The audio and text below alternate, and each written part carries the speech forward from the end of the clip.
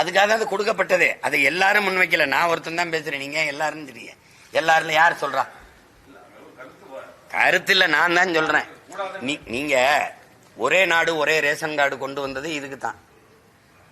ஒரே நாடு ஒரே ரேஷன் கார்டு. ஏன் ஒரே நீர் இல்ல? இந்த ஒரே நாடு ஒரே ரேஷன் கார்டு கொடுக்கறது தேச ஒற்றுமைக்குன்னா, ஒரே வரி, ஒரே தேர்வு, ஒரே கல்வி முறை, ஒரே தேர்தல், இதெல்லாம் கொண்டு வர நீங்க தேச ஒற்றுமைக்குன்னா, இந்த காவிரி நதிநீர் உரிமையில வாய மூடிட்டு பேசாம இருக்கல, அது எப்படி தேச ஒற்றுமைக்கா இல்ல? எப்படி இதை கொண்டு வந்து பேசுற ரெண்டு கட்சி காங்கிரஸ் பிஜேபி, இந்த ரெண்டு பேரும் தான் மாறி மாறி கர்நாடகாவை ஆள்றான். ஆனா ஒரு தேசினத்தின் மகன் நான் என் உரிமைக்கு நிற்கும் போது, என் நதிநீர் உரிமைன்னு கேட்கும் போது நீ வாய மூடிட்டு நிக்கிறிய. ஏன் நீ என்ன இறையாண்மை பேசுற? நீ என்ன தேச ஒற்றுமை பேசுற? தேச துரோகி நீங்கள். ஏன் ஒரு தேசினத்திற்கான நதிநீர் உரிமையை தலையிட்டு பங்கிட்டு பெற்றுத்தர முடியாத நீங்கள் இறையாண்மையும் ஒருமைப்பாடும் பேசுவது எவ்வளவு வேடிக்கையானது, எவ்வளவு பெரிய ஏமாற்று. எப்படி இது? ஒரே நாடு ஒரே ரேஷன் கார்டு. எனக்கு ரேஷன் கார்டு கூட பீகார்ல போய் நான் வரிசையில் நின்று கொடுத்துட்டேன்னா பார்ப்போம். இங்க மானங்கட்ட கூட்டமாயிட்டோம் நாங்க. அதனால நீ வந்து நின்றுகிட்டு ஒரே ரேஷன் கார்டு, அவனுக்கு வாக்குரிமை கொடுன்ற. இந்த 10 ஆண்டுகள் ஐயா மோடி பிரதமர் ஆனதுல இருந்து எத்தனை லட்சம் பேர் வண்டி இருக்கேன்? ஒரு நாளைக்கு 4000 பேர் தொடர் வண்டியில வந்து இறங்குறான். எங்க இருக்கான்? எல்லாருக்கும் வாக்குரிமை கொடுத்தா அவன் ஒரே மொழி இந்திங்கிற அடிப்படையில ஒருங்கிணைஞ்சிருவான். நாங்க தமிழ்ங்கிற அடிப்படையில ஒருங்கு இணையல. நாங்க பெருத்த இனக்கூட்டத்தில் பெருத்த எண்ணிக்கையில் இருக்கிறது வன்னியன் தான். ஆனால் ஒரே சாதியாவும் நாங்க ஒன்னா நிக்கல. அடுத்து பறையர் ஒரே சாதியாவும் நாங்க ஒன்னா நிக்கல. முக்குளத்தோர், தேவர், கல்லர், மறவர், அகமுடையர் ஒரே சாதி அப்படின்னு கூட ஒன்னா நிக்கல. காவண்டன் நாங்க ஒன்னா நிக்கல. ஆனா ஒரே மொழி அடுப்பில் நாங்க நிக்கல. ஆனா அவன் நிப்பான். 1.25 கோடி 1.5 கோடி ஏறிட்டான்னா பெருத்த சாதின்னு நான் பேசிருக்க முடியாது. அவன் இந்தி, அவன் ஒரே மொழியில நின்று என் நிலத்தையும் அதிகாரத்தையும் அவன் பறிப்பான். நான் அடிமையாவேன், அடிச்சு விரட்டுவான், நிலமற்ற அனாதையா நாடற்று ஓடுவேன்.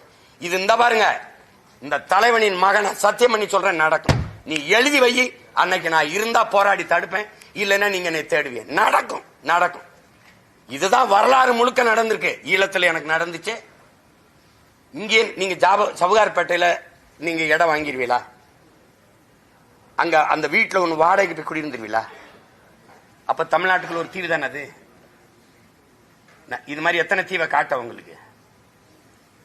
இந்த பேராபத்தை நோக்கி போகுது. அவனுக்கு என்ன, எல்லாருக்கும் தனித்தனியா மாநிலம் இருக்கு. உணராம யாரு உணர்வா? அவன் என் ரத்தத்தில் இருக்கவன் வாழ்றானா? என் இனம் சார்ந்த வாழ்றானா? இவனுக்கு என் மொழி சத்தா கவலை இருக்கா? என் நிலம் பறிபோனா கவலை இருக்கா? என் நிலத்தின் வளம் மீத்தேன் ஈத்தேன் எல்லா காவிரி படுகையில மீத்தேன் ஈத்தேன் இருக்குல்ல, கங்கை படுகையில இருக்கா இல்லையா? ஏன் எடுக்கல? நீ ஏன் எடுக்கல? ஏன் அணுவுல கேரளாவுக்கு போன அணுவுல ஏன் இனத்துக்கு இடிந்த கரைக்கு ஏன் வந்துச்சு? அங்க கம்யூனிஸ்டும் காங்கிரஸ் தான் ஆளுது. இங்க இடிந்த கரை அணுவுலை ஆதரிச்ச இதே கம்யூனிஸ்டும் காங்கிரஸ் கேரளாவில் ஏன் எதிர்த்தது? ஏன் எதிர்த்தது? அவன் ஒரே வார்த்தை சொல்றான், நான் வெளிச்சத்தில் வாழ்றதை விட உயிரோட வாழ்வது முக்கியம், எடுத்துக்கிட்டு போ அணுவுல வேணாம்னு. ஏன்? ஏன்னா அங்க பெத்தவன் அப்பனா இருக்கான், அவன் மண்ணின் மகனே ஆள்றான். எனக்கு இங்க எவனோ இருந்தான், நான் சாவதை பத்தி என் ஆத்தால பெண் தாய் சாகிறது, என் தங்கச்சி தாய் தாலி இருக்கிறது அவனுக்கு கவலை கிடையாது. அதனால வச்சுக்கிட்டான். இத்தனை கடற்கரை நகர் இருக்கும்போது ஸ்டெர்லைட் ஏன் என் ஊருக்கு வருது?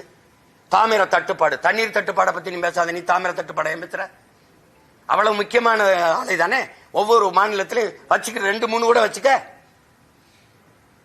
அப்ப நீங்க என்ன இவ்வளவு மலைகள் இருக்கும்போது என்னுடைய தேனியில மட்டும்தான் நீட்டு ஆய்வு பண்ணுவியா?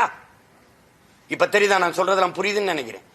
அவன் கேரளா எல்லையில கேஃப்னு போட்டு பல ஆயிரக்கணக்கான கிலோமீட்டர் ஆக்கிரமிச்சு உள்ள வந்துட்டானே, இவர் கவலைப்பட போறாங்களா?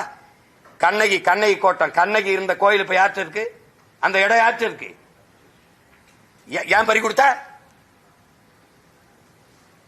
பேசுனா இனவரியன் பாசிஸ்ட்.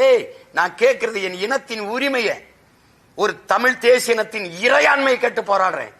என்னைய பாசிஸ்ட் நீங்க சொன்னா நீதான்டா கேடுகட்ட பாசிஸ்ட். என்னை அடிமையா இரு, உரிமை இழந்து நில்லுன்னு சொல்றதுக்கு உனக்கு எவனுக்கு உரிமை இருக்கு? இதை பத்தி கவலைப்படுவாரா? ஐயா ஸ்டாலின் கவலைப்படுவாரா? கவலைப்படுவாரா சொல்லுங்க. இல்ல யாரு கவலைப்படுவா? கவலைப்பட்டிருந்தா எனக்கு என் இனத்துல கோவைனா எனக்கு எந்த பெருமையும் இல்லை.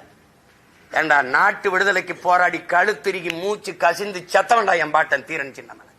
அவன் வேற 2000 கோடி என் காசுல கட்டின அந்த மேம்பாலத்துக்கு வீர பெரும்பாட்டன் தீரன் சின்னமலை மேம்பாலம் வைக்க முடியாதா? சிடி நாயுடுன்னு வைக்கிறீங்க, சாதியை ஒழிச்சு விட்டு. ஊவே சாமிநாத ஐயர்னு வச்சா என்ன தமிழ் தாத்தா? அவன் தமிழ் இலக்கியம் இருந்திருக்குமா சொல்லுங்க? அவன் பேர ஊவே சாமிநாதன் எழுதி வைக்கிறார்.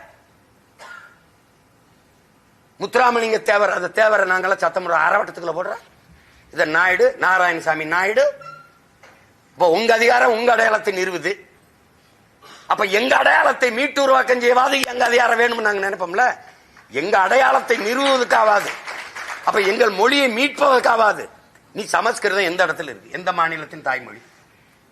எல்லா மாநிலத்திற்கும் மொழிவழி மாநிலம் பிரிச்சு இல்ல. சமஸ்கிருதத்துக்கு எந்த மாநிலம் பிரிச்சுங்க? தெலுங்குக்கு இருக்கு, கன்னடத்துக்கு இருக்கு, பீகாரிக்கு இருக்கு, குஜராத்துக்கு இருக்கு, மராட்டியனுக்கு இருக்கு, மலையாளிக்கு இருக்கு, தமிழனுக்கு இருக்கு.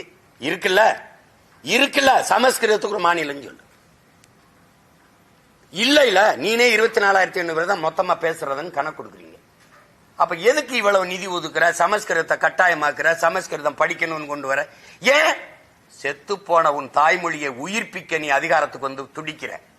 செத்து கொண்டிருக்கிற என் தாய்மொழியை உயிர்ப்பிக்க நாங்க அதிகாரத்தை பிடிக்க துடிக்கிறோம். இது ரெண்டுக்கு என்ன? நீ என்ன? நீ நேஷனலிஸ்ட், நான் பாசிஸ்ட் ஆயிடுவேனா? எப்படி? இந்த இடத்துல உட்கார்ந்து பாருங்க, என் வழி என்னன்னு உங்களுக்கு புரியும். ஓட்டு எனக்கு எதுக்கு வச்சுக்க? நீ எவனுக்கோ போடு, நான் பேசுறது புரிஞ்சா போடு. இல்ல நீ வச்சு என்னதுக்கு? நீ என்ன அவன் புளிச்சேப்பம் கொண்டு இருக்கு. மற்றவனுக்கு தேர்தல் வெற்றி வழக்கமான ஒன்று, எங்கள் வெற்றி வரலாற்றின் புரட்சி, மாபெரும் மாறுதல், சரித்திர சாதனை. முடியாதுன்னு நீ சொல்ற. கூட்டணி வைக்காம எப்படி ஜெயிக்க முடியும்னு உலகம் பூரா எனக்கு கற்பிச்சவன், இன்குலிங் டாட்டா வரைக்கும் சொன்னது என்ன சொல்றான்? எது முடியாதுன்னு சொல்றானோ அதை நீ முடிச்சு காட்டுவது, அதுக்கு பிறதாண்டா சாதனைங்கிறான். நான் தனிச்சு நின்று வெள்ளனா இல்லையான்னு மட்டும் பாருங்க. நீங்க கொஞ்சம் காலம் எடுக்கும், அவ்வளவுதான். அது முடியாது. உங்களால முடியாதுன்னு சொல்லுங்க, ஒதுங்குங்க. யாராலும் முடியாதுன்னு சொல்லாதீங்க. எவராலும் முடியாததை என்னால் முடியும், எங்களால் முடியும் சொல்றதுக்கு பேர் தான் சாதனை. அதை விட்டு யாராலும் முடியாது, யாராலும் முடியாது அங்கிட்டு போய் நின்று புலம்பிக்கிட்டு நான் இல்லைன்னா என்ன? என் பிள்ளை செய்வான், இன்னொருத்த வருவான். என் முன்னோர்கள் கத்திட்டு போனா நான் வருவேன், நான் நினைச்சு விட்டு போனா வந்தான், வந்து நிக்கிறேன்ல. 15 வருஷமா எத்தனை பேரம் பேசியிருப்பான், எத்தனை ஆயிரம் கோடி பேரம் பேசியிருப்பான், எத்தனை சீட்டு, எவ்வளவு பதவியாசை கட்டியிருப்பான். சமரான சான்று செஞ்சிருக்கேன்னா பாருங்க. ஏன்? 22 நாடுகள் எவ்வளவோ பேரம் பேசி சரணடையாம நின்று சரணடைஞ்சு வாழ்றதுக்கு பதிலாக சண்டையிட்டு சாகலாம்னு சண்டையிட்டு செத்த மரவனின் பிள்ளைகள் நாங்க. நீங்க போய் இந்த 4 சீட்டு 3 சீட்டு வச்சுக்க, நீயே வச்சுக்க. மக்கள் முடிவு பண்ணணும். அதிமுக முடிவு பண்ணக்கூடாது திமுக ஒழிக்கணும்னு, திமுக முடிவு பண்ணக்கூடாது பிஜேபி ஒழிக்கணும்ட்டு. என் மக்கள் முடிவு பண்ணணும். அதுக்கு என்ன பண்ணணும்? மக்களுக்கு கற்பிக்கணும்.